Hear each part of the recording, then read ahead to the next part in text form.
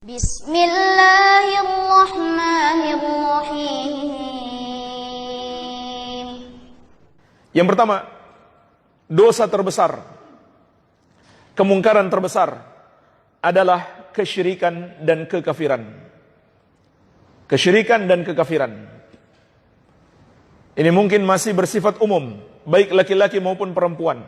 Tapi perlu kita ingatkan, karena inilah dosa terbesar. Dosa yang paling dimurkai oleh Allah Azza wa Jalla.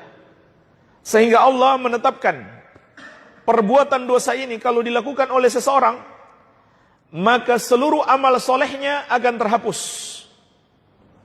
Kemudian kalau dia tidak taubat sampai mati, maka dosanya tidak akan terampunkan, dan na'udzubillah, dia kekal di neraka untuk selama-lamanya. Dan statusnya berubah. Dia bukan lagi seorang wanita muslimah. Dia sudah menjadi wanita kafirah atau musyrikah. Dan hukum di dunia juga berlaku.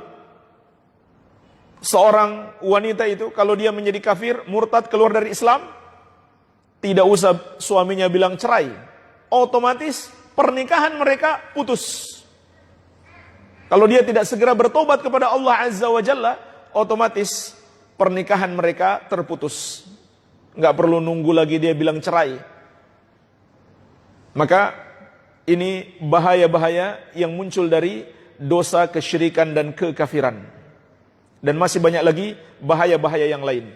Apa contohnya kesyirikan dan kekafiran yang dilakukan oleh para wanita? Di antaranya adalah menggunakan atiwalah, pelet, atau sesuatu yang diyakini oleh para wanita bisa membuat mereka terlihat lebih cantik untuk menarik laki-laki. Apalagi ketika cinta ditolak, maka dukun bertindak. Ini adalah termasuk kesyirikan. Di dalam hadis Ibnu Mas'ud radhiyallahu anhu yang diriwayatkan oleh Imam Ahmad, Rasulullah sallallahu alaihi wasallam bersabda, "Innar ruqa wat tamaima wat tiwalata syirkun." Sesungguhnya jampi-jampi, yaitu mantra-mantra para dukun, dan tamimah, jimat-jimat, dan atiwalah, pelet, itu adalah syirik. Dan biasanya untuk mendapatkan ini, dia mesti datang ke dukun. Itu juga kekafiran yang lain, yaitu mempercayai, bahkan menggunakan jasa para dukun. Sebagaimana Rasulullah SAW telah menegaskan, "Man atakahinan aw arrafan, fasaddaqahu bima yaqul, faqad kafara bima unzila ala Muhammadin sallallahu alaihi wasallam." Barang siapa mendatangi dukun atau tukang ramal, orang pintar, kemudian mempercayai mereka, maka dia telah kafir terhadap Al-Quran yang diturunkan kepada Rasulullah sallallahu alaihi wasallam. Dan juga sisi kesyirikan yang lain, ini juga masuk kategori jimat. Masuk kategori jimat. Dan Rasulullah sallallahu alaihi wasallam telah menegaskan, "Man allaqa tamimatan faqad asyrak." Barang siapa menggunakan jimat, dia telah berbuat syirik.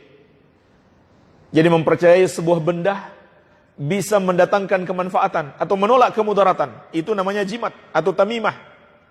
Maka itu sisi kesyirikan yang lain. Subhanallah, orang yang menggunakan hal seperti ini, baik dia laki-laki ataupun wanita sama saja, dia telah melakukan banyak bentuk kesyirikan. Termasuk kekufuran. Sebagian wanita menolak sebagian syariat, seperti menolak syariat berhijab bagi wanita, atau dia marah, benci, tidak suka dengan syariat berhijab, atau bahkan dia memperolok-oloknya. Ini semuanya adalah kekufuran. Walaupun dia pakai hijab, nggak ada bedanya, nggak ada gunanya dia pakai jilbab. Kalau dalam hatinya ada ketidaksetujuan atau penolakan terhadap syariat berjilbab, atau dia benci, atau bahkan memperolok-olok, menghina, melecehkan. Ini semuanya adalah kekafiran. Namun rincian dalil-dalilnya insyaallah kita bahas dalam pembahasan akidah. Syariat apapun itu yang datang dari Allah, yang terdapat dalam Al-Quran dan Sunnah, kalau seseorang menolaknya, tidak setuju dengannya, atau membencinya, atau bahkan menghinanya, maka itu adalah pembatal keislamannya. Baik, ini jemaah sekalian, yang pertama. Mungkin contoh-contohnya masih sangat banyak, tapi secara garis besar, nomor satu adalah kesyirikan dan kekafiran.